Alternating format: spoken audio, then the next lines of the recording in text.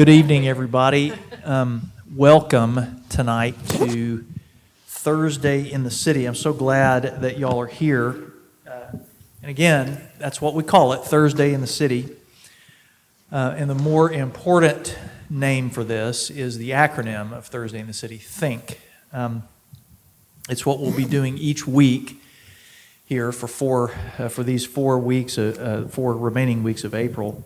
And we normally, whenever we have Thursday in the City, we consider questions that are on people's minds, that questions that really loom large in our society. And questions are the key to Thursday in the City. Each week, we will dig into some questions that we all need to spend time with. And maybe we'll deal with questions that you've been asking for years.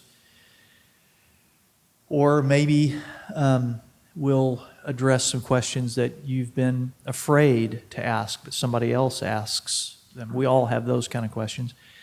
And our goal isn't really to produce answers. We're not after a particular answer. Our goal is to place ourselves into the kind of posture in which we will listen more than we ever have to each other, listen for God, who's not far from each one of us, and listen to the experiences that are unfolding all around us. Now, as for this topic of emotional health and mental health, when is the last time, I want you to consider this, when is the last time your heart felt less than heavy? How long have you been trying to cheer up a family member? Where did your child's beautiful personality go? Who around you would understand if you revealed the extent of the fear that you keep hidden? Why don't all of those religious teachings you've learned stop the thoughts of self-harm that you feel? Most of us are either asking these questions or we are very close to someone who is. And we will spend the rest of these Thursday evenings in April thinking through these issues and exploring how we can suffer with, live with, and discover courage with one another as we face mental and emotional challenges in ourselves and our loved ones. Each Thursday, you're going to have the opportunity to hear and interact with compassionate practitioners who will point us towards understanding and towards support in this ever-present struggle for wholeness. So welcome to Thursday in the City, everybody. Now, our panel of guests tonight are 2 of those compassionate practitioners that I was talking about. With us tonight is Beth Stanley, and Beth is a licensed professional counselor in practice at the Ecumenical Center here in San Antonio. She brings a wealth of experience to clients as she serves them through existential therapy, facilitating those clients' discovery of meaning in their lives, what it means to work, what it means to create, to love another person, to bring something to this world that nobody can bring. This is very deep work. And I mentioned that Beth is at the Ecumenical Center, and this Thursday in the City that we have here at FBCSA in April is really brought to you by the Ecumenical Center. It's sponsored by the Ecumenical Center. And so here's a commercial right now. We have pamphlets and informational material right out here in the lobby area.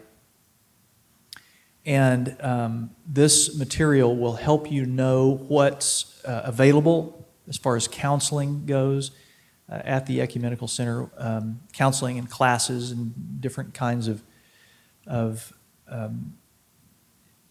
venues and forums that will address certain areas of emotional and mental health needs. So avail yourself of those materials out there, and they'll help point you to this organization, the Ecumenical Center, that is here in San Antonio to meet you where you are and to help you to process some very, very heavy things that you have thought you cannot carry all by yourself, and you've been right, you can't. So pay attention to those materials out there. So that's Beth Stanley. Also with us tonight is Ray Wooten, right here. Ray is professor in counseling and guidance, the counseling and guidance program at Texas A&M San Antonio. He's a licensed professional counselor and a registered somatic movement therapist. We are talking mind and body. In fact, tonight, that's exactly what we're talking about, COVID-Exhaustion, which affects mind and body. Dr. Wooten serves his clients through the pathway of emotionally focused therapy, internal family systems therapy, body-mind psychotherapy, to help clients toward wholeness as emotional, physical, and spiritual beings. Both of these folks are very formative in my own life, in my own development as a counselor, and so I'm very glad that they're here. So welcome, Beth. Welcome, Dr. Wooten. We're very glad you're here. Also with us each and every week is Megan Langen, right here. She is Associate Minister for Single Adults and a person who brings her own perspective as a trained minister and a licensed master of social work. Now, before we get rolling with our panel conversation, please note that you are part of this too. Your questions and your thoughts are vital to our time here tonight. They're not just add-ons. They're not just something else to do. They're actually vital. When a question comes to mind, stop paying attention to whatever is going on up here and go immediately to, can we have the slide? Yes, go to sli.do. That's a weird, I know, it's a weird address, Slido, sli.do on your mobile device. Go there, enter the code THINC, and if all caps don't work, try all lowercase. I don't know if it's case sensitive. Anyway, enter that code, THINC, THINC, and type your question. So, again, the instructions are stop paying attention and go there and type your question in, okay? Because we got to have these questions. This helps to give shape and forward momentum to our time here, okay? And we'll get to as many of those questions as possible. And sometimes it's more possible than others because, depending on the size of the crowd, which this is a small group, and that's great. So, looks like we'll be getting to all the questions after the panel discussion this evening, okay? So, again, welcome to Thursday in the City, and let's go ahead and start our panel discussion. Yeah, thank you all for being with us. Yeah, it's good to have you. Both of these guests have been with us for Midweek in the City in the past when we've been online only, so it's nice to be together in the room live. So thank you all for being with us. Yeah, absolutely. And this is cracking me up. This is a completely useless table because we can't reach it. It's a coffee table only if you're a member of the Fantastic Four and you can stretch. Yeah. So, okay. Again, glad y'all are here with us. And who knows where this conversation is actually going to end up. We have some questions that are forming the basis of a framework here, but, I don't know. But here we are in a pandemic, and we're talking about COVID exhaustion and well-being and so forth. And you are both practitioners, and through your practice, what are some of the impacts of the pandemic that you have noticed in either nuanced or very pronounced, whatever? What are some pandemic impacts that you have noticed? Beth, let's go with you first. Can we do that? Okay. I was thinking as you were asking that question about when years ago I worked as a chaplain and a counselor with a hospice.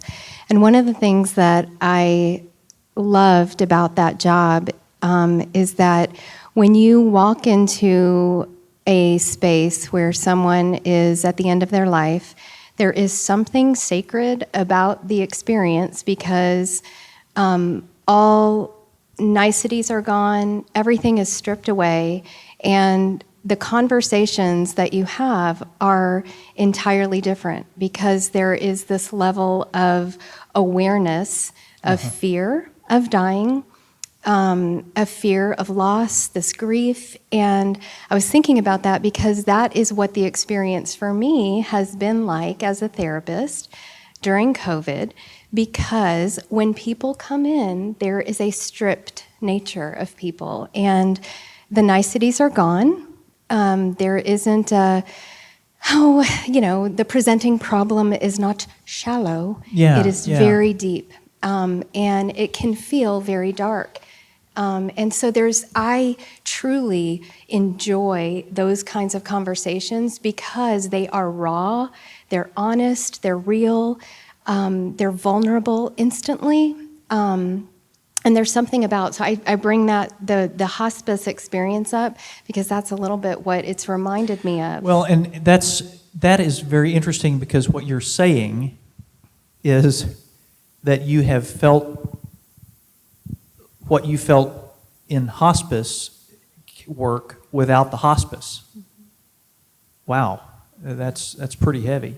There is that. I think that if people are not scared of dying, they're scared of someone else dying, or they themselves, as you so eloquently put it, people are thinking of harming themselves. Yeah. And that is for anyone, that is a terrifying place to be. It's a dark place to be, and it's where a lot of people have found themselves in my office. Okay, so just a stripped down presentation of here I am and I don't have anywhere else to go. Dr. Wooten, what about you? Impact. Definitely increased incidence of stress. Okay. And that often forms depression and anxiety and overwhelm. Seeing it both emotionally, mentally, physically. And that's not all that unusual that people come in with this, but Sure. There does seem to be an increase.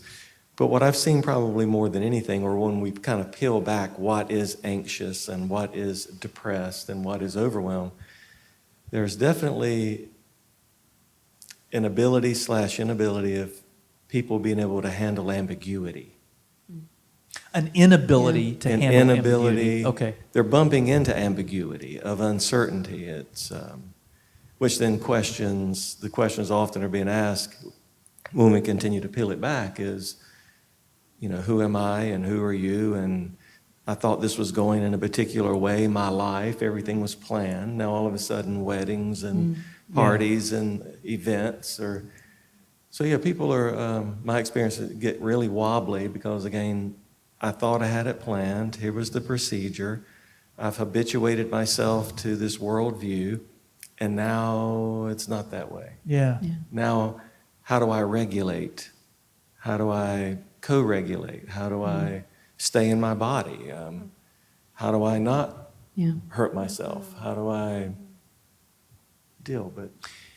Now, here's something that just hit me. That also reflects, that also has an impact on you as a therapist. I mean, it's sort of like it can be like a feedback loop. This pandemic, I mean, you're not an automaton. I mean, you're a person, as far as I know, that you're in this too. And so has it been harder in the pandemic to be a therapist? Beth, have you noticed any? Is there anything there? There may be nothing there. We can move on. But Well, in some ways, I think it's amped up the severity of clients. Okay. For me, I have had since October, since I was just with you all in October, and I was thinking about how since then I have had 7 clients or my clients' family members. I've had 2 suicides, 2 hospitalizations, and 3 people hovering near both of those. And that's a lot in one place. Yeah, and that's absolutely. not even to say that there aren't others that I work with that are dipping through those areas. So that is more difficult. Yes, the stakes are high. And you then, how has that drawn you into a difficult place? I mean, you are a person in a pandemic sitting with another person in a pandemic. That's hard on you, or has taken its toll as well? Perhaps. Okay. I mean, okay. That's a good question. Okay. Well, Ryan? I don't know. I mean, I'm sitting here going, I have felt a digging in deeper okay. in myself. Okay. I am someone who kind of swims in those waters.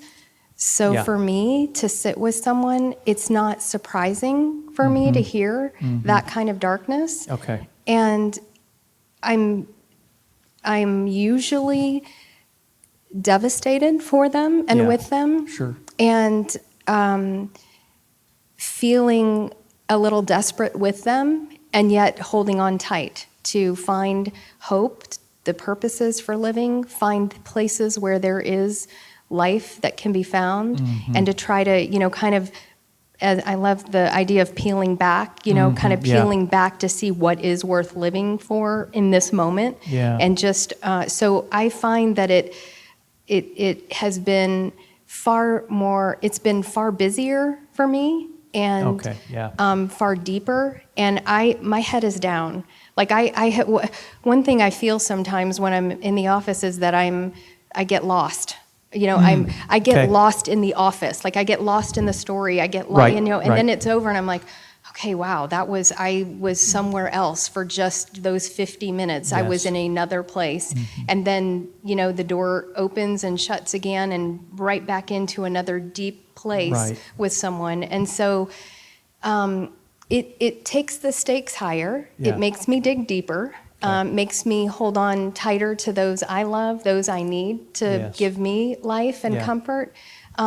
So I don't know if that helps It answer does. the question. It does, and you're right. I think over the course of the time that I've known you, you're no stranger to swimming in those murky places, as you said, or those murky waters or dark places or whatever. I don't know.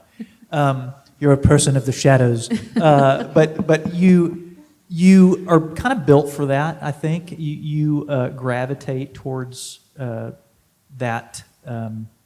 Melancholy in some people, and or you don't shy away from it. And maybe the pandemic has been, just exactly a good place for you as a therapist to fit into people's lives.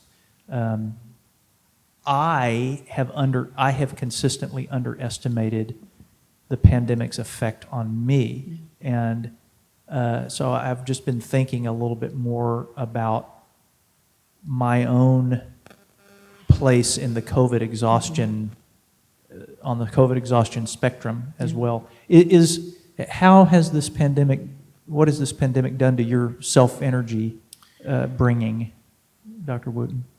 Well, what comes to my mind is kind of the wave of COVID. It's been a year, Yeah. and I can remember easily a year ago where there was a lot of confusion and doubt. And, and there was a part of me that wanted to not go there. Yeah. It was like, yeah. oh, okay. I mean, I was as confused as doubtful as Yeah. everyone, and finding comfort in toilet paper, and everybody. We've all forgotten about to, that stage. Right. Remember? I mean, This is again, this is a night of reminiscing. you're right. Right. But in that, in the witnessing of that, I was going, people are looking for comfort. They're looking for safety. They're looking Yeah. for something to ground and to center and contain.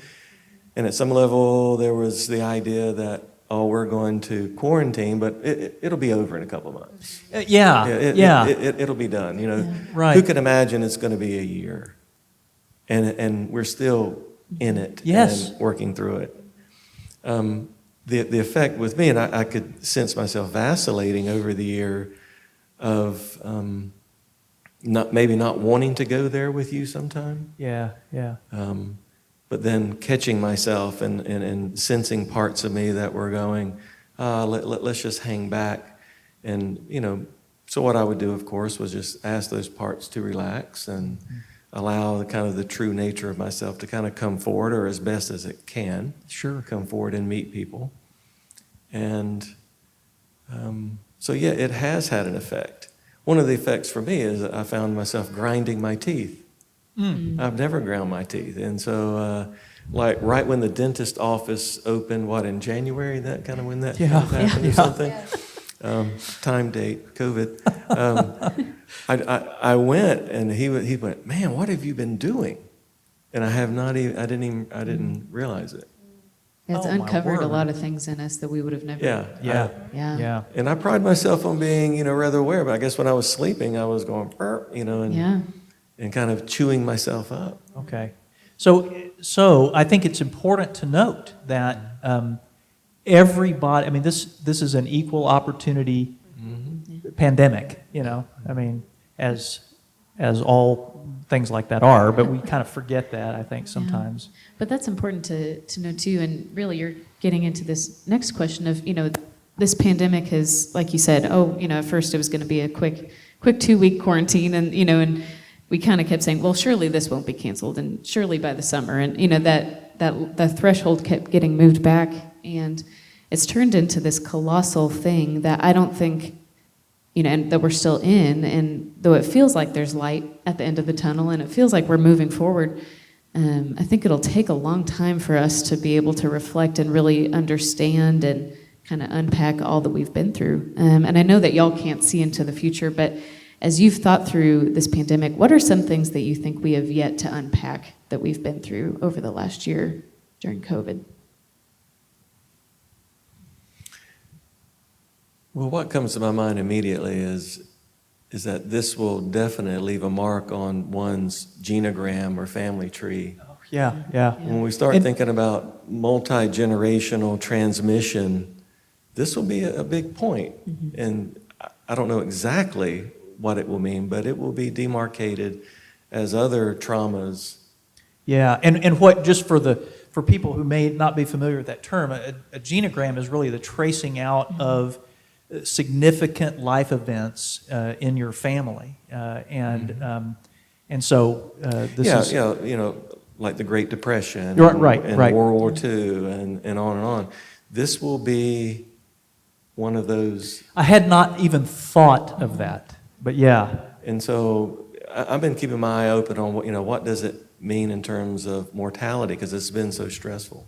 Yeah. And I know a lot of the research that I'm seeing that's being proposed is going to be looking at longitudinally what the effect has been. Well, just anecdotally, I know of several people who more than I normally hear of, who have died unexpectedly at a relatively young age. I can think of 3 people right now and normally I would have to really, and so that's just anecdotal, no evidence that stress is involved and, all that, but it just seems, it stands to reason that something like that would at least be some kind of a factor. I don't know. Beth, do you have any? I was thinking about the words anxiety and depression that I hear all the time now that used to be.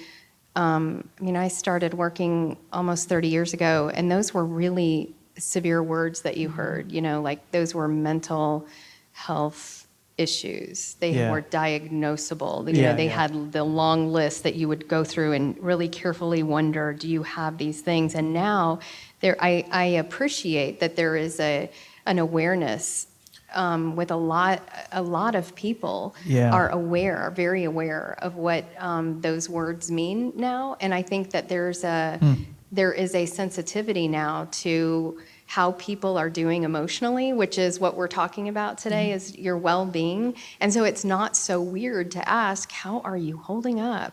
What's going on? And that's a good I point. love that people do that, like that it's not so weird to say, how are you holding up? Like, you know what I mean when I say that, And I like the freedom to ask about people's hearts, and I hope that continues into the future, that our antenna are up to just make sure we're all doing okay with each other. Beth, That's a positive impact that I had. That is a positive. I've only thought impact about the for sure. Yeah, I negative didn't ones. think in terms of positive, but to say it's become more than just, hey, how's it going? It is not uncommon for people to say, I really take that question seriously now, and I'm answering you with substance rather than just with convention. Well, and even you, like getting to talk, like here, I didn't know, to hear you say, I am aware of COVID exhaustion. It's like, oh God, like I'm immediately like, okay, as my brother, as my friend, as my colleague, I want to know that, and I'm grateful to know. And here we're talking about it, And so I think of when we're in staff meetings, and I can tell that people are kind of pulled back, and and there is that level of, when are we going to get back to the way things are? And I mean, I say that to you sometimes, when are we going to just have like some normalcy? Right. Exactly. And so I'm grateful. I think it connects us differently. I think so. I think that's exactly right. Now, you spoke, Beth, of people experiencing anxiety and depression as more than just a DSM-5 diagnosis or whatever. It's entered the lexicon more, which, I don't know. That's I guess in sort of a pop psychology way that can be kind of silly, but it's not in the sense that people are talking about, I feel anxious. I feel like I'm depressed, and people would shy away from that kind of stuff perhaps earlier. They wouldn't want to go there. In light of that, I'm thinking about things returning to normal, or returning to, or pandemic being over, whatever that looks like. There might be an assumption that we're all gonna join hands and sing Kumbaya, and it's all gonna, be a brighter day. But the mind remembers things, but the body remembers things too. And so what happens to a body that has learned to live a certain way during a time of heavy stress? And you want to speak to that? Well, a couple of things that come to mind immediately is, from my perspective, the body and the mind are one thing. Okay. But we do often delineate them as two. But any image, thought, idea that any of us have, there's a physical correlate. Okay. And see, I don't think people normally think about that. So to hold any image that you're having at the moment, means that you structure yourself and hold yourself in a certain way to contain that. Okay. So there's this. You shape your body around the thought that you're having. Right. Okay. Right. Your body is shaped according to the way you think, the way you feel, the way you put things together. And thus, you can imagine with this, well, my experience has been this kind of ongoing COVID contraction. COVID contraction. Yeah, I just made that up. Okay. That's pretty good. At first, I thought you said COVID contraption, like Yeah, there's some contraction. contraction. Contraction. Okay, so There's a holding. I see people walking in my office and their breath, Oh, they're squeezing a little bit, they're tightening. You can see their face a little furrowed. And again, there's this kind of ongoing fear, as I Okay. see it, like a low-grade fever. It's like a low-grade fever. It's Okay. a virus. It's not, the pandemic may go away. I don't see COVID going anywhere. Oh. Is how I see it. So at some level, I haven't heard anything that's going to exterminate the virus. I just haven't heard that. Yeah. It's like the flu. The flu hasn't Right, ever sure. gone away. And Right. so I can see us adjusting, but also the adjusting means I've got to change. And every time I'm changing means I'm stepping into some uncertainty. There's a little bit of ambiguity which brings about fear. It can bring about what we're calling anxiety. When we break that down, you can see people, they talk about holding, hot, cold, tingly, numb, something. They're contracting themselves, Yeah. holding their breath and squeezing themselves. Yes. And the furrowing of the brow. Yeah. Furrowing Yeah. and the head down. It's a fear response. Yeah. Beth, you and I have talked about and led a group, in fact, that practice some breathing exercises, and you do centering prayer. Anything about the body's ability to hold on to these stressors come to mind for you? Well, some of the practices of meditative breathing do help to focus attention on places in your body where there is stress and allowing yourself to focus. Like, for example, I feel stress and I feel it here. Mm-hmm. Then when you allow yourself to feel that and to name it, then it is an allowance. It's an invitation to your mind to acknowledge that feeling that's there and that's connected to your body. And then when you're breathing, there is something that transforms chemically inside of your body and your brain so that you can move from when you're in anxiety and you're in this lizard brain, which is not able to think. It's like when you just allow yourself this opportunity to breathe slowly, and there's lots of different exercises. I'm trying not to say those kind of things because it gets kind of detailed and boring. Right. But just to say that, like, when you slow down and then you start to allow yourself to breathe, then you're able to acknowledge what's happening, and then there can be a little bit of exploration of the feeling, a little bit of investigating what's going on in your mind, and then some nurturance or some self-compassion that can come and then start to transform those feelings. And so it can really be transformative work if you can kind of stick with it. And that's what's interesting about what you're saying is the entry point is the body. Totally. I love You're that. thinking, I got to work on my head. I got to work on my mind, the way I'm thinking, and cognitive stuff. But not so. Really, it doesn't have to be that way. Such a good point, though, that your body is the entry point, and Yeah. it's so tangible and so present. There's something about that is just right. so Well, it's simple. It's a thing. It's a point in space, and it's a door. It's okay. This is such a weird example, but I just want to tell you, this is so weird. But I was This is all about weirdness. good. So, come Okay, on. so it's so funny. I'm just thinking how the body is so, and maybe y'all can relate to this. And if you can't, we wasted a minute. I'll try to make it a quick story.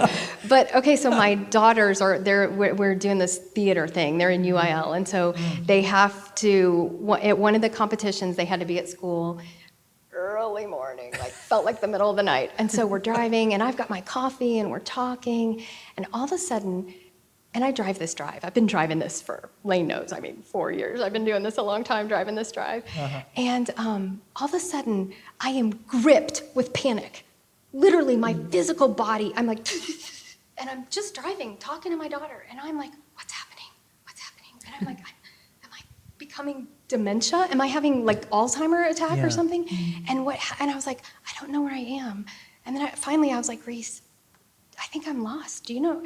Well, what happened is they've kind of done some road work, and I had driven 3 extra miles down the road, and I missed my turn, which I've literally never done in 3 years, 3 or 4 years. But my body knew.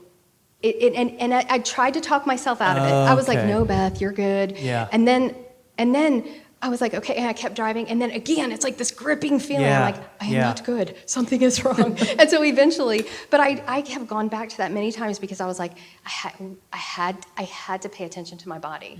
And then once I did, I was like, okay, it has happened to, that's an example of me, but I've watched it with my clients where they will talk about what happened in their body before they knew what was happening in their minds or their hearts. And their body will not, it's like that book, if y'all know this book, The Body Keeps the Score, it's like the body knows. It's so good. So wise. There's so much wisdom in the body. So I love that you're saying like that's the entry point. And that kind of bodily response that it knows that something is wrong. With you, it was actually literally driving into new territory. But with other people, it may be figuratively driving into new territory, but the bodily response is exactly the same. Like they walk into a room and they see people that they perceive a threat, the vagal response and all that. And they immediately have that same kind of thing because they're in unfamiliar territory. But whether it's actual landscape or metaphorical landscape, the body is going to do what it does, to act to protect us. And I was just reading, were you going to say something? No, go. I was just reading about what was this book? It's actually a book on IFS and body work, actually, internal family systems and body work. No, it's I don't know who it is. Anyway, it is. It may be. That very well may be. Yeah. What's the last name? McCullough. I think it is Susan McCullough. Anyway, she was saying that the body tissues themselves and the tissue and bodily fluids and all that. There's a memory that they have. And they, when you touch the body in this, and she's a therapist who does somatic work in addition to talk therapy. She says that a therapist can, that the body will communicate to the therapist as well when the therapist asks permission to touch, the body. That those fluids will either, the tissues and fluids will transmit a message. They'll either transmit an accepting message or a rejection message. Does that make any sense to you, Dr. Wooten? Yeah, it makes total sense. In that we're just not thinking beings. I mean, there is thought, there is thinking, there is mind.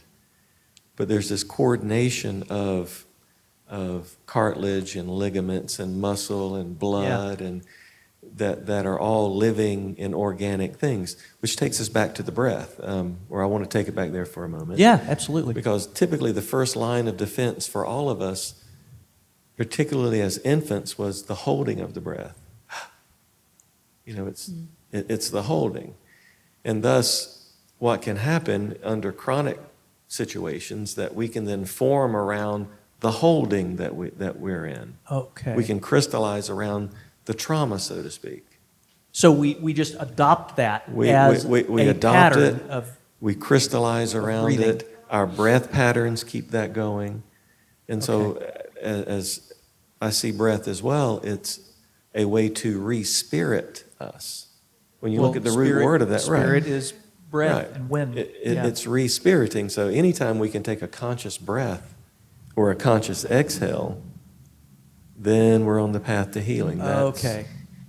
Which is a way to regulate, a way to bring order and regularness back. Focusing on the exhale kicks in our parasympathetic nervous system. So this exhale, focus on the exhale, which you're going to naturally inhale. Right. I'm wanting to do that now as we're talking about it. Right. Yeah. Right. Okay. So, and it's interesting that that breathing then, while we're talking about it here, it is an involuntary thing. I mean, the body has to breathe, and so, but it can also be controlled. And it is so. You're talking about an entry point that we can't say, okay, heartbeat, slow down. We can't say, okay, adrenal gland, stop producing adrenaline. But we can say, okay, breath, follow this rhythm. And even though we breathe automatically, even when we're asleep, we have some measure of control, and that gives us an entry point to the rest of the body. Right? Is that something like the? It's an entry point. And also, to talk about the body and touch, which you brought up. Okay, yeah. What we're kind of saying is that, or is the way I see it, is sensation is where I want people to focus their attention. I see that as the first language of the body. Probably also the next language of the body, if not also the first, is touch. Because think of infants. For them to thrive, what has to happen? Well, of course, they need to be seen, but they need to be held, touched, caressed. Without that, we've seen the studies of failure to thrive and other developmental anomalies that come from not being touched. So all we are is big babies. You want to think about it that way. I mean, as adults, we're just grown-up babies. Yeah, and, okay. And again, we particularly here in the West, we live in a culture that, oh, you're touching me. So think of COVID now. Yeah. Unfortunately, they called it social distancing. I wish they'd have called it physical distance, not social distance. What did they say? Physically separate. We can still socialize. Yeah. We can still connect. Oh, my word. So I'm thinking that for me, COVID has only illuminated touch deprivation. Yeah. That, yeah. Again, the touching of a shoulder or a reaching of a hand, because we haven't been shaking hands. We haven't been reaching out and patting on the back. Right. We haven't done all the things that before were just natural.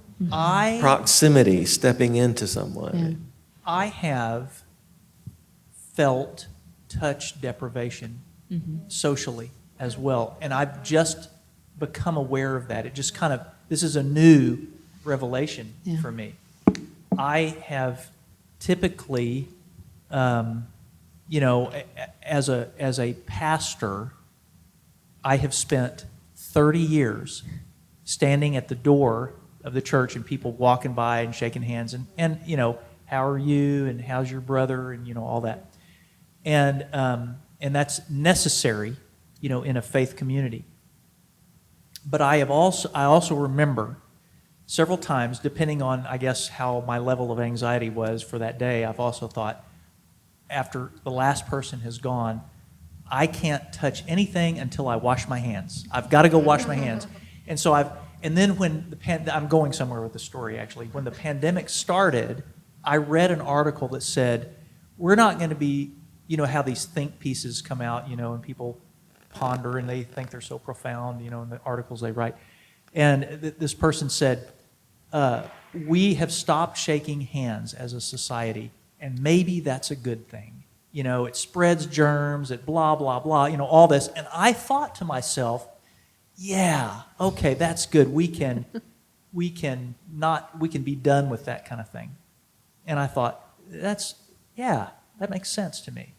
And then, just the other day, somebody came in, a client came in, and he reached out his hand, and I took it and shook it, and it was it was kind of an emotional thing. I realized, oh my word, I'm touching somebody's hand. And that feels good. And I couldn't believe that I felt that. And I didn't even feel like I had to go wash my hands, after that. So The power of that's power. that's just such power And- of what Dr. Wooten said. Yes, Yeah. I had not even thought about it in my own body. Yeah. And I know we're kind of going off script here, but so much of what we're talking about is kind of being attuned to our body and being able to listen to it. And some of what we talked about last time you were with us, Dr. Wooten, was we often have a distrust for our body or a dislike for our body, and that's really hard Yeah. to take those cues. Like, in your moment of kind of panic, it's hard to take that with grace or with love for yourself when, we're, oh, my knees are giving out, or, oh, I wish I could lose weight, or, we often have this That's right. disdain for our physical selves, but it's hard when if our body is the entry point for all of these things, it's hard to take those cues with grace. And I had a similar moment to you of I was getting my first COVID shot, and I was so excited, the whole day. And then about an hour before I got there, I had the panic overcome me, and I didn't know why. And I was like, I'm not medically, I'm okay with needles, and I couldn't figure it out. And I think it was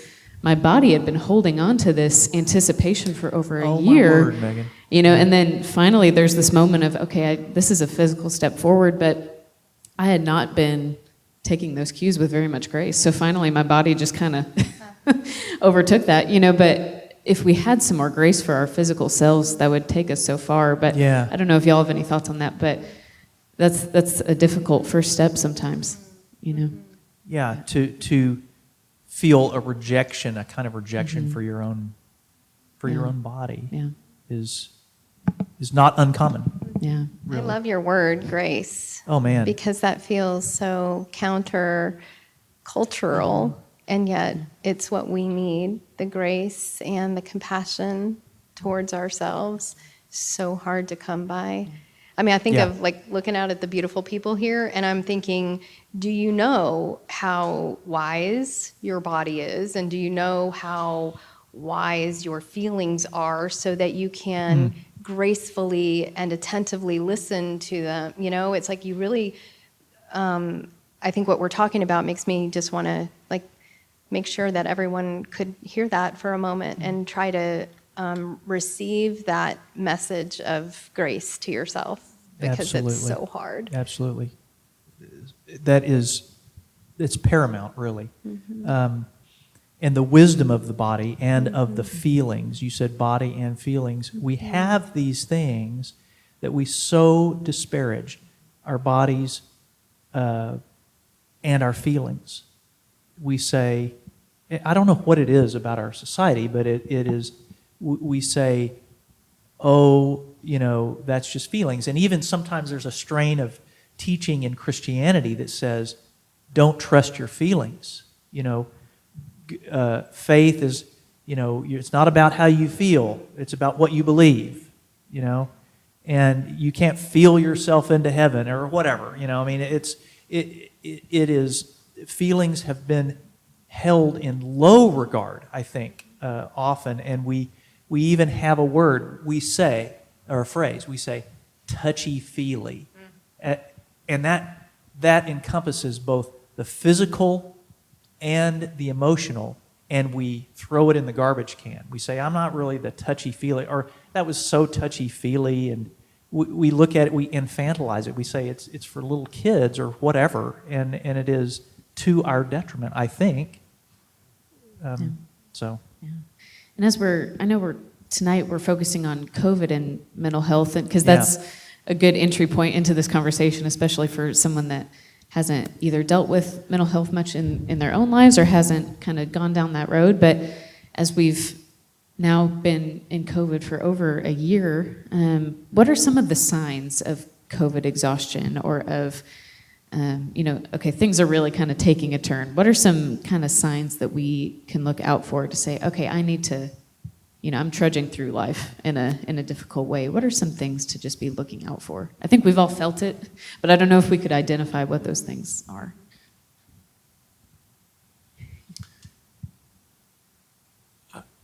My experience has been, and what I've witnessed are some things we've already mentioned. I think some signs of COVID exhaustion are kind of the headliners are stress, depression, anxiety.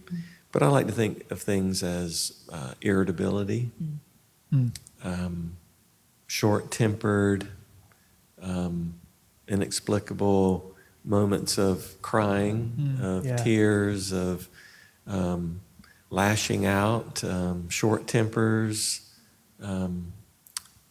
excessive, substance use and abuse. I think as I see it, kind of general mental health things that I've seen over the years I've been working. But often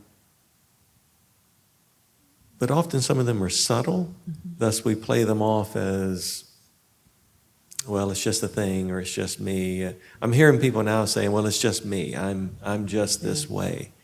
And I'm going, I don't think you're just that way. Let's take it back, or where are you experiencing this? So I think there's just some general signs of just fatigue. I don't see that going away for a while. I think the reverberations are being held because we don't know. And after, this has been a year, it's chronic. It's not so acute as I see it now. Now it's transitioned into here we are. Yeah. I know for myself sometimes I can find myself having startle responses, going into places and people are masked or not masked, or right. That maybe there's not the physical distance. I had a little different situation. I had somebody reach out and I naturally shook it. Then I walked around like this for 5 minutes. Well, and that was what I was early in the pandemic. I was that way, But I just tell that story as it's a shock in my body. Right. It's a holding. It's a contraction. It's not allowing things to flow. Yeah. So I think there's just. Let me coin another one. I think part of the exhaustion is COVID constipation. Is that lack of being able... How many phrases can you coin tonight, Dr. Wooten? Is this lack of being able to express myself in relationship with you? Because I'm over here, we're masked up, there's no social cues. There's not, hey, just punching you in the arm. Right, exactly. Just the usual banter. It's... Because I was watching us here, we were all being polite. We kind of sat back, had our mask on. And I'm not saying those things aren't important. I'm not knocking it. No, but it there's a price. It has an effect, right? There's a price. Well, and so many of the conversations I've had, especially with young people in school, whether that's high school or college, the conversation over and over is, I'm just not motivated anymore. And I had a conversation with a high school girl once, and she was like, I used to get straight A's. I've never gotten anything but A's. And I have 2 F's this semester. And she just couldn't understand why. And it's this lack of motivation. And it was this question of, well, what's wrong with me, or what's gotten into me? Yes. And so I feel like if that's a question you've been asking yourself, maybe it's not that something's wrong with you. Maybe this is exhaustion. That's a great point, Megan. I don't know if y'all have seen that in your clients, but lots more screen time. That's the one. Oh yeah, screen time. Yeah, and that it's not a natural thing. Sleep deprivation. Have you seen that? People suffering from that or experiencing that. And also avoidant behavior. I've noticed an uptick along the pandemic in me, which actually probably influenced my eventual realization that I was, touch deprived or whatever. But in our building where we live, I have, all pandemic long, I've taken to waiting until the elevators are empty to use them. And I've developed an ability to tell when they are full or empty as they're coming up the shaft. And it's kind of a superpower. But coping mechanisms we kind superpower. of have a noisy elevator shaft, and I can tell when people are getting on or off, or when the there's a signal for when the elevator is going down or up. There's a different signal, and I can tell if it's, yeah, I don't know. Anyway, I can tell by the pattern of signals if it's empty or But we've full. probably all developed some of these things that Yeah. we would And never. I've never said that out loud, but that's anyway, avoidant behavior, I think, and that's not good, really. I mean, over the long haul, Well, I think it's stressful. it's stressful. Yes, it is Just to stressful. put it all within that. It's stressful. Yeah. Okay. Well, and so much of COVID, at least for me personally, has been, I've been fortunate. I haven't gotten sick, and I haven't had a lot of loved ones that have. But so much You of have the, had oak allergies, though. well, yeah, I mean, yeah, if allergies or anything. But so much of the COVID experience, at least for me, has been an imagined one. What would happen if I were to get sick, or if my spouse yeah. or a loved one were to get sick? And I kind of live in this imagined reality more than anything else. And so much of my anxiety or my physical response to those things, it hasn't been to anything in particular that's really truly happened. It's been to the imagined reality. And so I don't know if y'all have found this in your clients or in your practice, but it seems that our minds and bodies react to an imagined reality just as much as they do actual reality. Have y'all seen that before? Do you have thoughts on that? Or am I the only one? I don't know. You might be the only one. No. I know that's not true. I mean, immediately, right, if you imagine it, then you're going to experience it somatically.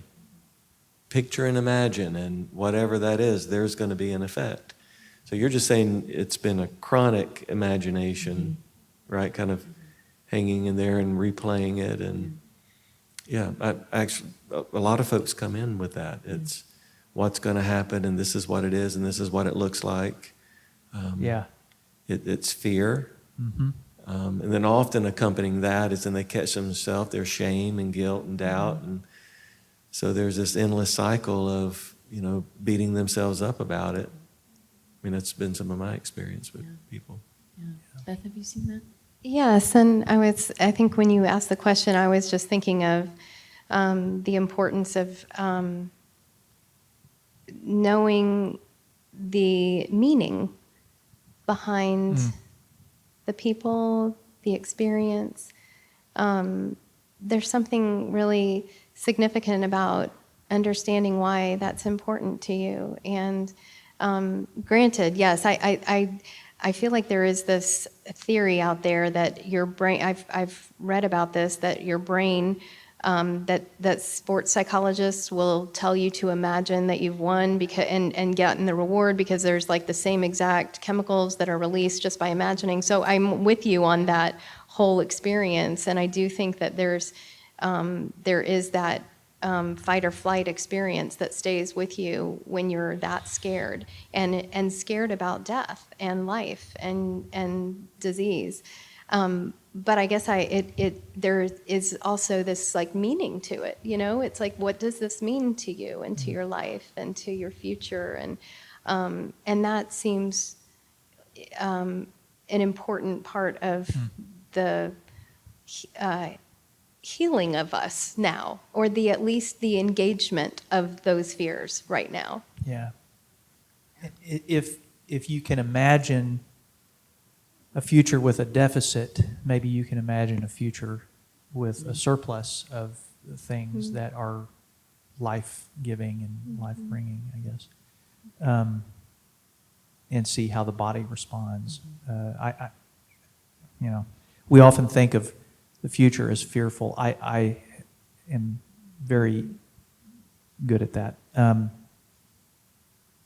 do we know signs of stress? I mean, we've talked about it a little bit, but I just want to clarify that. How do we know? Because we can get used to a level of, bodily status quo, be it red line, or whatever. I mean, maybe not for very long, and it takes a toll, but how do we know that we're not just, how do we know that we're in stress? So I have like in my mind, I kind of think of like four different things, 4 P's in my mind. Like Like there's no pleasure. That's something that is a key factor in being stressed, is that it is very difficult to feel pleasure about like either touch, joy, the enjoyment of people. When there is stress, pleasure is diminished, and it's very difficult to have an experience of pleasure, which is part of our, the sensation that we need to have as humans, to function and to function well. Yeah, pleasure is necessary. It's not just sort of necessary. a luxury, I Right. guess. And then physical, like our physical bodies can be, when we notice that we are lethargic, we are either sleeping too little, sleeping too much. When we can tell that we're some people have headaches, some people they're aware of the teeth grinding. I've got some clients that are dealing with that, and that's such a telltale. They're like, I thought I was okay, and I'm not. I'm grinding my teeth. Well, not that you aren't, but it's just one of those, like, your physical body starts to tell you things, or you start to be aware, what are you putting into your body? What physically, are you drinking more, eating more, drugging more? What is it, that might be numbing yourself out, just throwing the cookies in, which I do sometimes, it's like, but still, like from a physical standpoint. Presence, I think of presence when you start to detach and you're not present anymore, and you're not present to yourself, you're not present to others, and even not feeling your own presence in a good way, like a positive way, Right. And then peace. I was just thinking about, like emotional distress, that really is when you are aware of, I think, resentment, irritability, like you were talking about, Dr. Wooten, and when the kinds of things that will cause grave distress in relationships are, that's when there is no peace.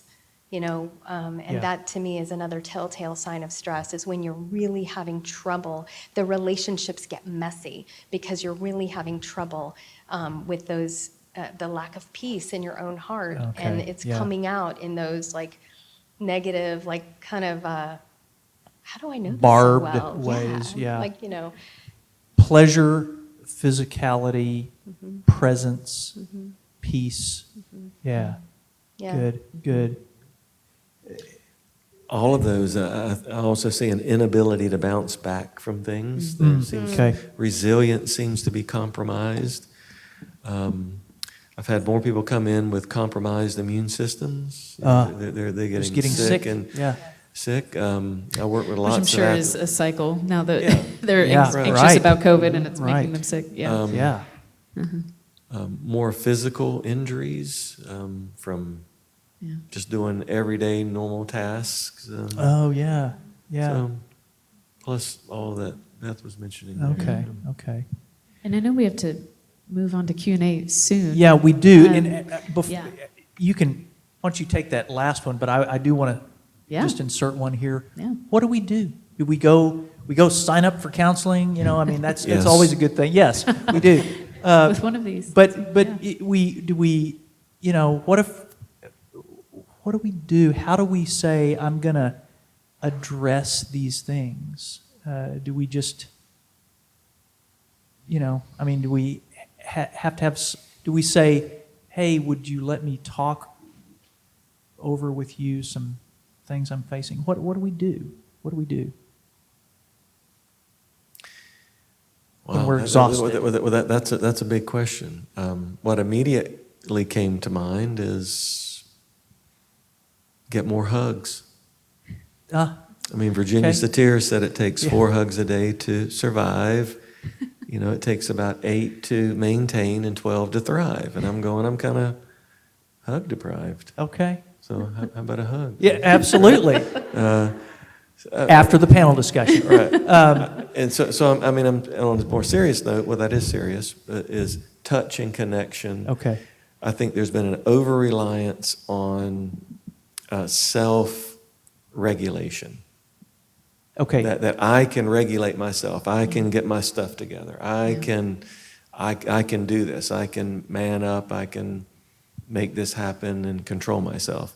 when in fact we were created to be relational.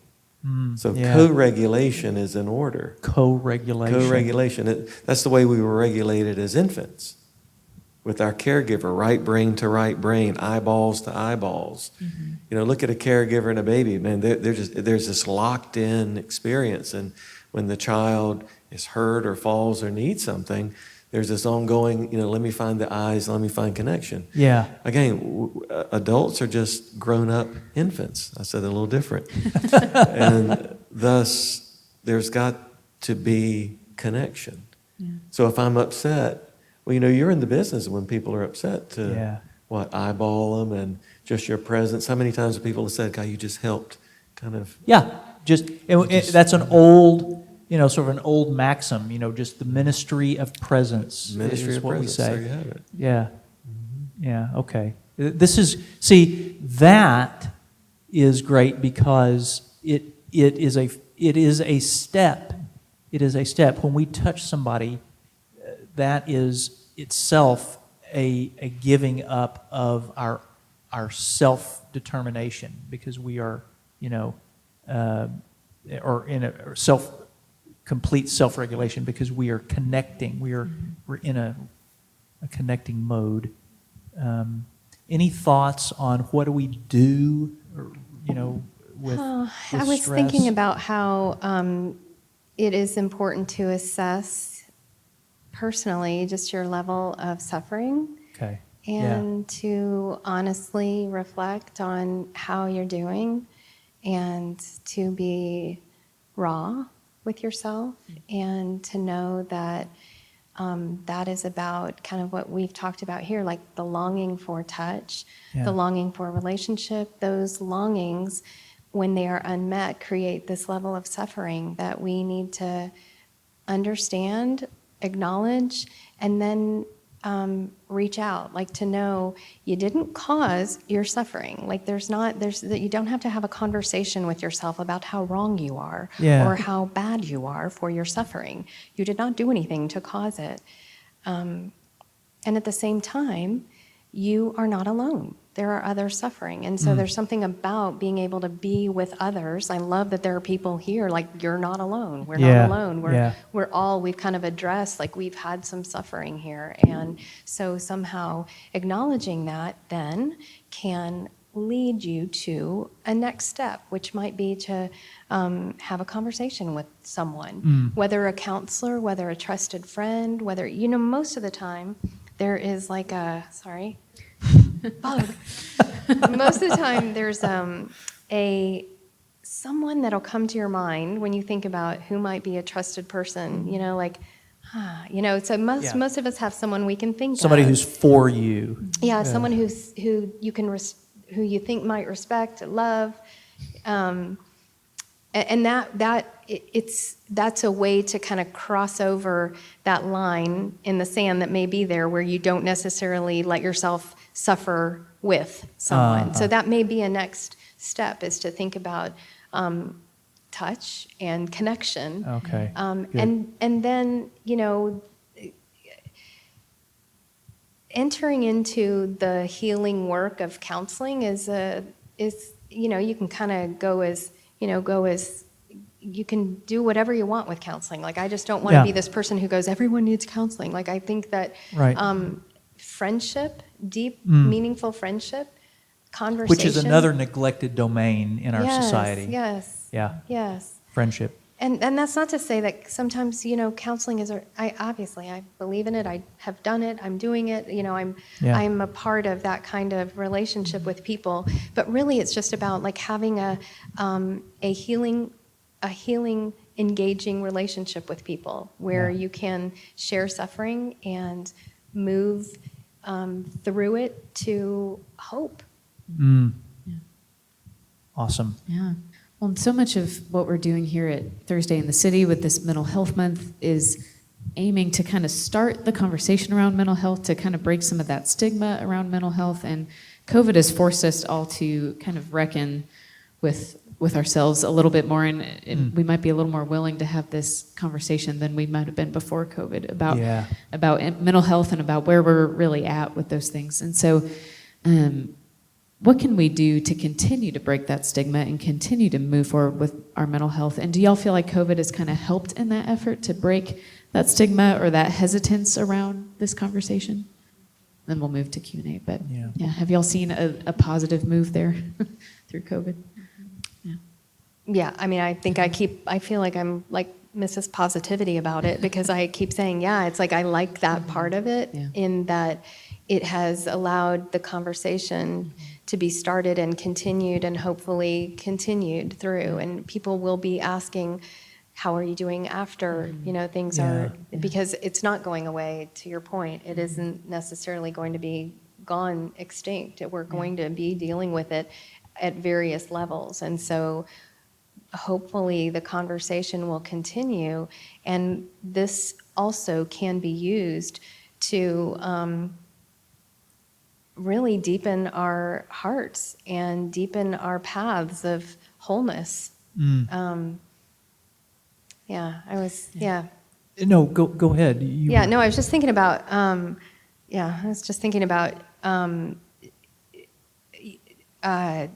I always think about mystics, and I always think about like during these kinds of times, people turn to those kinds of ancient wise ones. And I was thinking about Julian of Norwich, and I didn't realize that she had been in like... She was ill. I know, almost died. Yeah. Then was in this plague. They think maybe she lost her husband and kids, who knew?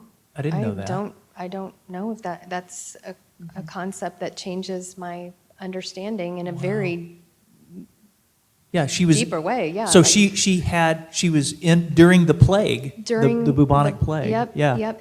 And yet she's the one, and you guys know the saying, but I just think she's the one who said, all will be well. She is. And all shall be well, and every manner of things shall be well. And I just think, okay, even in the midst of that, may I so be able to say with her and with all of us, all will be well, even if. Beth, that quote from her has sustained me in some pretty dark times, and I think now is the time for that quote. I mean, absolutely right. Dr. Wooten, anything to add to that? Is this a stigma reducer pandemic? Well, I've seen some literature recently with the increase of telehealth. More people have. Oh yeah. It's been one more accessible. Two, right. It's right there in your own home on your phone or tablet with someone else. Right. And a lot of the agencies and insurance companies have just kind of opened that up in ways they would not ordinarily would have opened it up. So counseling via video platform. Yeah, telehealth. And so I've seen there's been a huge increase. So I know the accessibility, I think, has helped kind of drive down the stigma of what the experience is. Man, if it can really drive the stigma down. If you can do it from your living room, it feels a little less intimidating. And if this pandemic as a whole can drive the stigma down, more power to it in that regard, and in that regard only, I guess. Okay, some questions have come in on Slido here, and there are some room for more questions. But this is for you, Megan. What do I do to have more grace with my body? Well, y'all, please chime in with this too. I think that is a learning process for everyone. I know it took me realizing that I was angry with my body, that I only had negative thoughts about it, or, and not that it was some chronic way or some particular mental health issue that I dealt with, but I had not had a kind thought about my body. And it wasn't until a conversation where I realized that I was like, oh my goodness, I'm at war with myself here. Why am I doing this to myself? Wouldn't it be easier if I had some grace? Because we know, and so much of this we talked about with Dr. Wooten and the mind-body-spirit connection is, Christ is God embodied. And if Christ is in me, then I can't hate my body. This is a temple of the Holy Spirit, and it is holy, and we forget that we are holy beings. We forget that Christ is at work physically just as much as he is spiritually. It's a Great phrase right there. But I Yeah. mean, it's so easy to go through life without, that being in our minds. And so I think the more we remember that Christ is just as much in us physically as he is spiritually, then we will have, inevitably, we'll have some grace, right? Because Christ has grace for us. Yeah. But that is a process, right? And I still have those thoughts. I'm still not very graceful with myself very often, but even being able to notice, oh, that was a moment where I could have had more grace for myself. I'll do better next time. Yeah. And that's a moment of grace too, right? Or, oh, yeah, I am in pain, but what is my body trying to tell me? Yes. And starting to ask Yes. more questions of ourselves instead of Yes. just becoming angry. Yeah. I don't know if y'all have any other thoughts on that, but that is a long process. Yeah. Thoughts there, anybody? Please jump in if you. I if you have I any. was thinking about this concept of like talking about your body almost in third person, like she is strong, like she is good, and imagining yourself. Would you ever say this? Some of the things that you say to yourself, like in your dark moments about your own body, would you ever say that to someone you love, to a woman that you love, or a man that you love? Would Yeah. you ever say, that's that is a good barometer. And I was also thinking about writing a letter. Like I know there's this concept of like writing a letter to your body and like saying how thought grateful about you that. are for your body and all that she or he has done for you, and like the strength of your legs getting you through, and the brilliance of your mind, or the whatever it is that you're just like able to acknowledge goodness. And sometimes getting it down on paper or however, sometimes that kind of forces the issue. So Even when there is maybe disorder in the body or infirmity or disability, we have a hard time, I think, in our society, because we build things for able-bodied people, and the reason people with disabilities are viewed as disabled is because they're trying to navigate what was built for able-bodied people. But to encourage this both in able-bodied people and in people with disabilities, to say, my body is worthy of high honor, perhaps, or how do I feel? Maybe the starting point is, how do I feel? Like you did, Megan, you said, I realized I had not said anything kind about my body. And just to start there, how do I feel towards my body? You can find a part that way. How do I feel towards my body? Beth, you talk about getting lost after heavy encounters. And you were talking about, in clients or heavy encounters, sessions or whatever, about getting lost and your head being down and so forth. What do you do in order to find yourself again? I was, for a moment, I was like, I got lost again? Like, it's like, there's a theme here. I'm getting lost. Feeling Actually, I get it. disoriented and lost. Yeah. And kind of like you feel now. There we go. In real time. Yeah. I have to say, like, there's this. It's kind of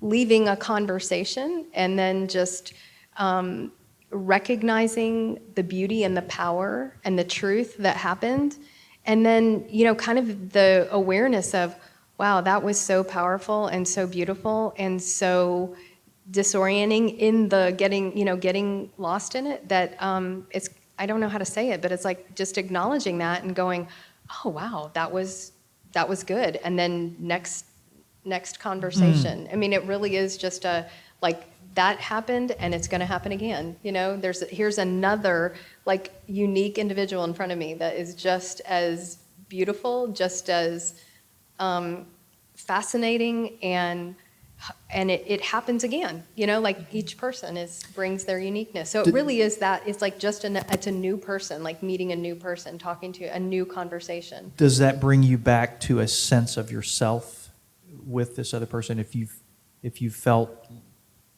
leave a session or leave a conversation, maybe not even a session, maybe just a lot of paperwork or a hard day, or you come back to yourself in realizing these things like that? Okay. Yes.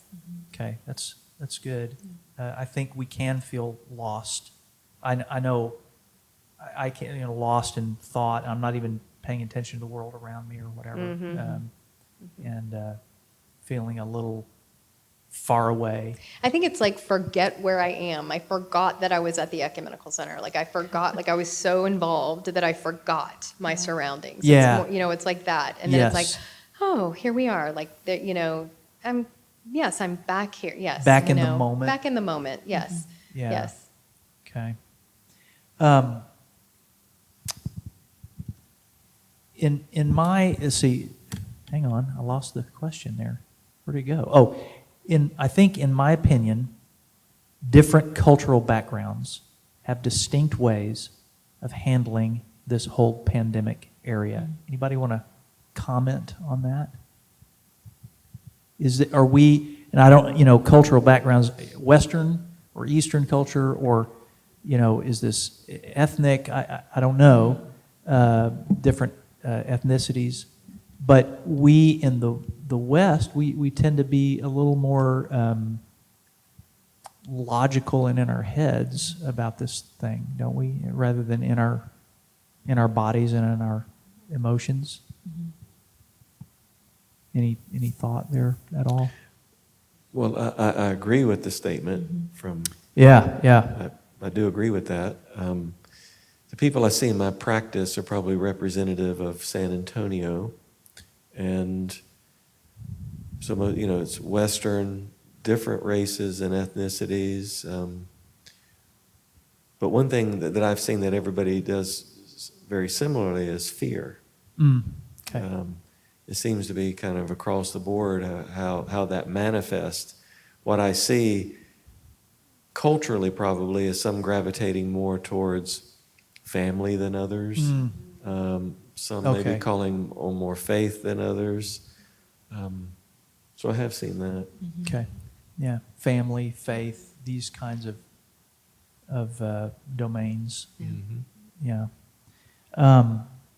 We talked about this some, but how do you feel the lack of physical touch has affected you or others during the pandemic? Any further thoughts about physical touch from anybody here? I think I start to feel like I'm just living in a vacuum almost. I forget that there's interaction to be had sometimes. When we don't have that physical touch point, right, to interact with one another. Yeah, I can get caught up in I'm less aware of other people, I think. I have felt the gulf between people more, I think. And it's always on my mind. And are they thinking I'm too close physically? Is there too much proximity here? Or is this, it's never, I have felt early in the pandemic, I remember feeling that person standing behind me in line at HEB is too close. But I don't think that anymore. Now I think, are they thinking that I'm too close to them? Were you going to say something, Beth? I know I feel awkward and embarrassed more. Like I don't know how to handle it. And I feel like a fool sometimes when it's still an instinct to reach out and, I think I did it. I was like that, like with Ray. I'm like, the other day I shouldn't. did, somebody started out with a fist bump and then changed to a handshake. And we were both, we were doing this for a while. When I was like this, he was like this, and when I was like, whatever. But it's been awkward. It is awkwardness. Yeah, you just don't know what to do with your. Yeah. When you would normally give a hug or something, there's just nothing to fill that space. Yeah. Nothing to fill that space. Yeah.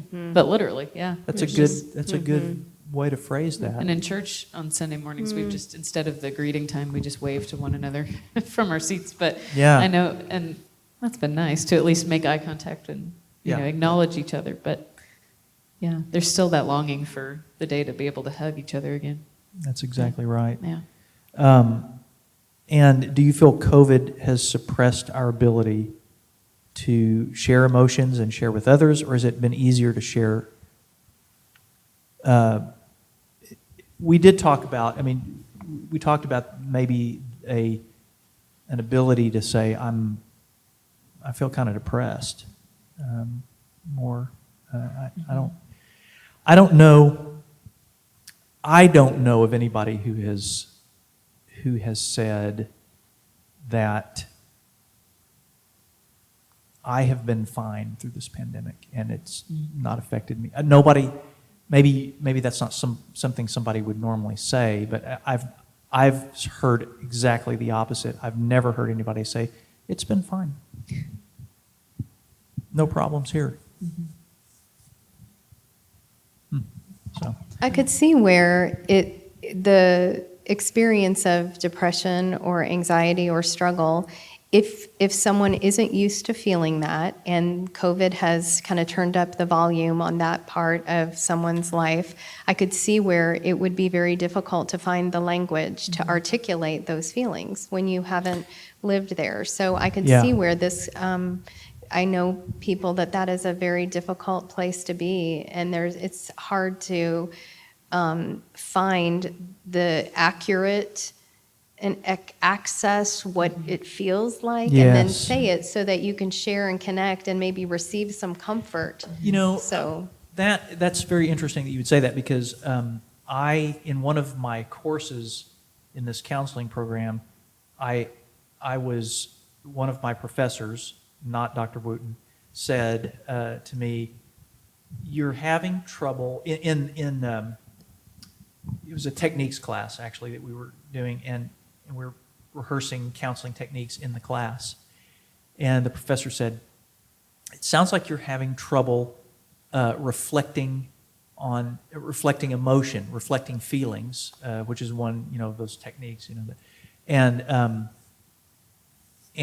the professor gave me a feeling wheel and said, do this, stop during your day and look at the feeling wheel. It's a wheel of feelings, and it's, I'd never seen that before, and so I did that for a long, and it was hard. It was hard. I did that for a while until I just got exhausted from doing that, but it has helped me, and I do still have trouble articulating putting language around, but I'm a little better, and at that now in myself. But Like a precise word. a precise word. Yeah, like it really drills down and It lets does. you kind of like know this is really what I'm feeling. Yes. That seems important. Because I feel like, when I say, I feel like I want to be somewhere else, that's not a feeling. That's, a geography lesson. I'm here and I want to be there. But I feel sad, or I feel angry, or I feel frustrated, or, whatever, putting a feeling word there didn't come easy for me. And I've been working on that, with clients and reflecting that. But it's also important in me to do that too. I feel this way, I feel this feeling. Right, and like being present enough to yourself to kind of Yes. really Yes. understand what that's all about for you. Yeah. That Yeah. word, what it really means. I'm really angry because just kind of really drilling down can help Yes. to clarify what's really Yeah, I going feel on, so angry it's not- because I've been left out, or whatever or I feel like I've been left out, whatever. Well, and different personality types, respond to these things so differently. I know for me, I have a tendency to just want to numb out, and especially during all this, at the beginning of COVID, was I don't have the mental energy for that. I'm just not gonna, be present with myself, and I just wanted to numb out, whether that was watching Netflix or, playing on my phone or whatever that was. And finally I was like, okay, I've really got to reckon with this, but I know for some people that's the natural reaction, is to just, shove that away. So if that might be part of that question is, and we've also been forced to kind of, go into our holes and just watch a lot of TV, and, it's been easy to numb out to ourselves this whole time. Yeah, and that's not real leisure. Yeah, it's not. Yeah, it's not it's restful. a facsimile of leisure or Yeah. of And relaxation. it's a way of coping that's Yeah. just going to beget more Yeah. hurt when we, can finally have that reckoning with ourselves. A couple more questions have come in here, and it's one is, for the first time in my life, I don't like other people very much. That's kind of confessional there. And the person goes on, I think I've learned how much physical touch and close proximity to others creates compassion. So is there something generative about touch? Does it actually generate a feeling? Generates a release of oxytocin, which Wow, is hormone that is about tending and befriending and connection. Touch. Wow. touch So is so when we are involved in just touch or friendly touch or whatever, there's this physiological phenomenon, a release of oxytocin. So we tend to we do, I guess we would tend to be more compassionate and nurturing than towards people. That's amazing. Wow. Because if I'm going to touch you, I have to acknowledge you, right? And I have to acknowledge Yeah. your personhood. And if I'm not going to touch you, then that's not required of me as much. And then the right? body responds, Yeah. your own body, I guess. Yeah. So in the toucher and touchy both, that is released. Amazing. Well, and whoever asked that question, that's really self-aware to Yeah, see that absolutely. connection. That's encouraging. Yeah. I can tell people I love them, and there's an understanding that it's an agape kind of love. Now, is what the questioner is saying. Why was it so hard before this to do that, and how do we not revert?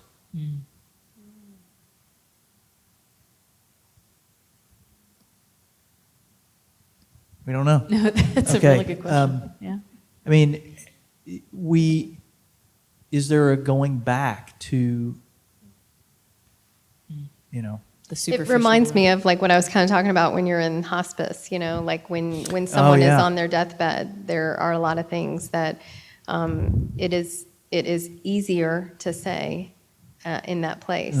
And so it's like, I think that maybe that's the threat of aloneness or separation or death has caused people to, whoever is mentioning this, maybe that, that's kind of released this or, put down the walls in terms Yeah. of wanting to be able to share, and they don't want to go back. And so They don't want to go it's, back. Yeah. Yeah. And so it takes a lot of courage to do that even in the moment now. It takes a lot of courage to do something different, because it sounds like it is something different for this person. So it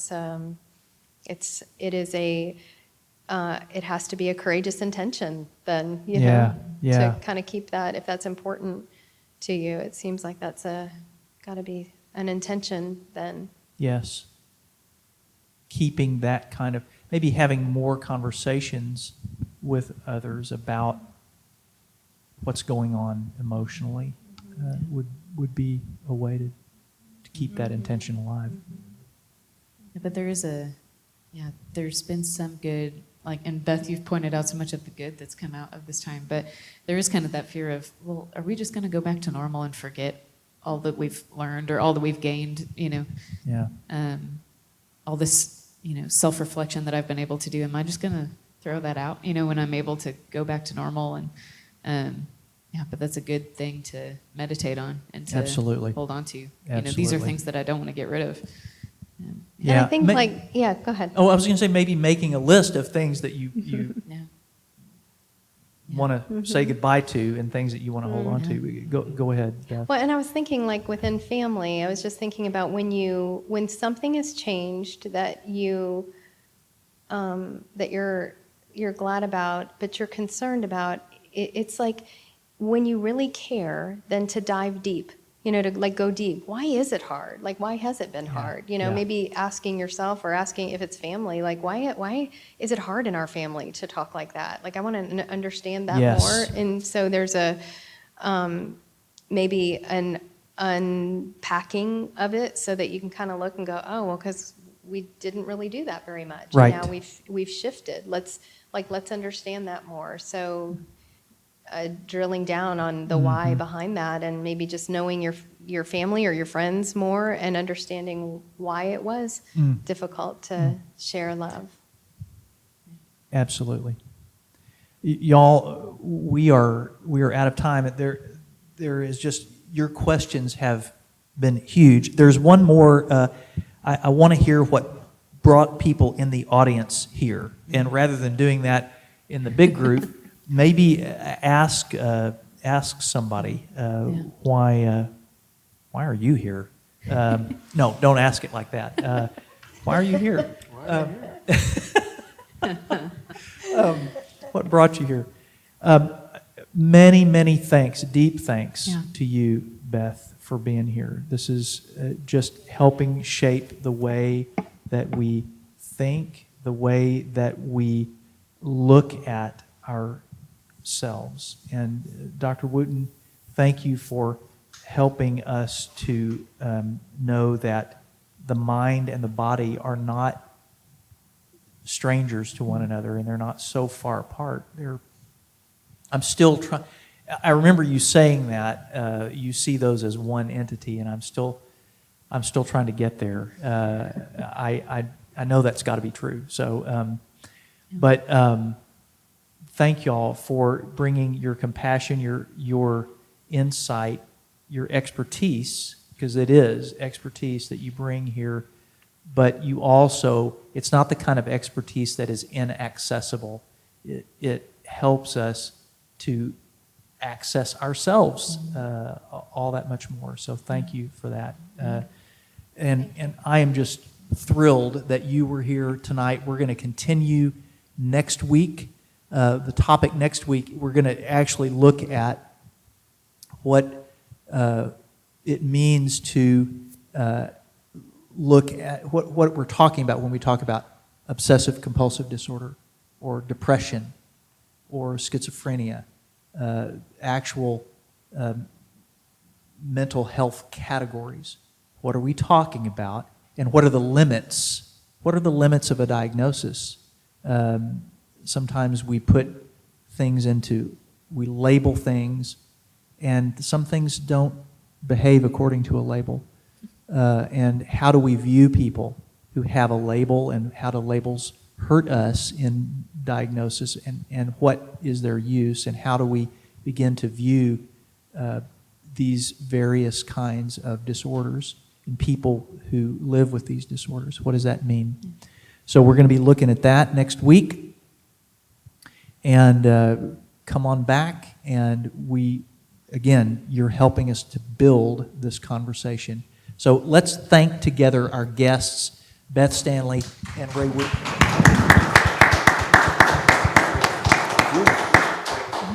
And everybody, I just loved being here with all of y'all. Thank you, Megan, too. Thank you. And good night, everybody.